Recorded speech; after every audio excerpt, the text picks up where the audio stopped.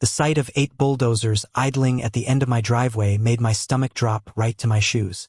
What in the hell?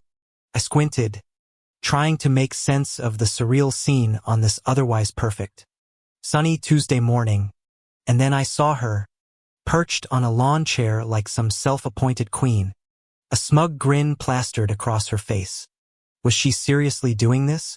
Bethany Peterson, the Homeowners Association president and a woman who had once filed a formal complaint because my gnome collection wasn't architecturally consistent with the neighborhood's aesthetic, had finally lost her mind. I bolted out the door, the flimsy fabric of my pajama pants flapping against my legs as the thick, acrid smell of diesel fuel hit me like a slap to the face, the low, powerful rumble of the engines shaking the very foundation of my home.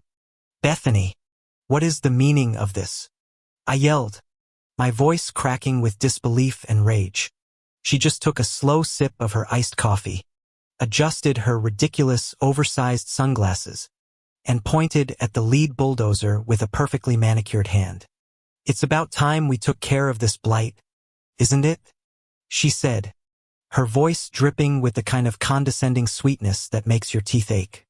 I could see the operators in their cabs, looking a little uncomfortable, one of them shrugging apologetically. I tried to reason with them, to plead, but Bethany just waved a piece of paper in my face, a signed, sealed, and seemingly official document. Bylaw 7. 3. Section C. She declared, unsightly foliage.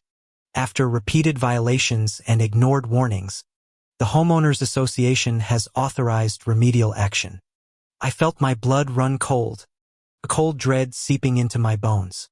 The entire back half of my property, a wild, beautiful expanse of native plants and untamed growth that I cherished, was about to be turned into a barren wasteland because it didn't look like her perfectly manicured, sterile lawn. I stumbled back, my mind racing, the metallic scrape of the treads on the asphalt and the groaning hydraulics of the blades a symphony of impending destruction. The noise was deafening, blocking out my every panic thought. This couldn't be happening. I just stood there, paralyzed, watching as the first bulldozer's blade kissed the ground, tearing a gash through my yard.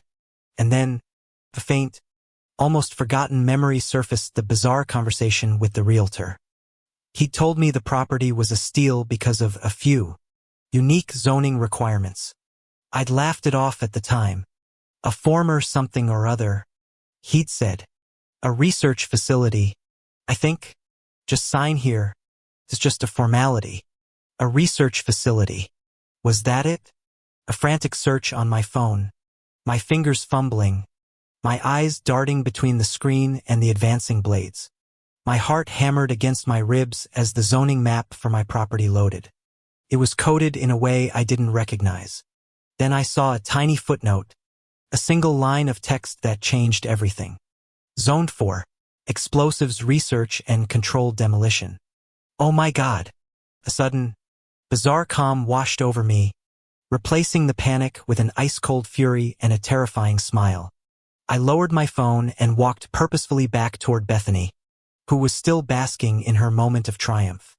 You know, Bethany, I said, my voice eerily steady, I'm curious. Did you read all the paperwork before you signed it? Every single line? She just scoffed. Of course I did, darling. Every homeowners association bylaw and a full legal review. I don't make mistakes. The first bulldozer was now halfway into my yard, its blade raised to take a deeper bite. Because if you had, I continued, you would have noticed this little detail. The operator revved his engine, and the blade slammed down, hitting something hard with a loud, ringing clang.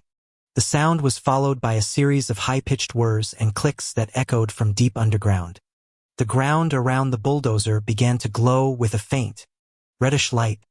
Bethany's smile vanished, her eyes widening in confusion and then pure terror as a klaxon, a deep, resonant horn, began to blare.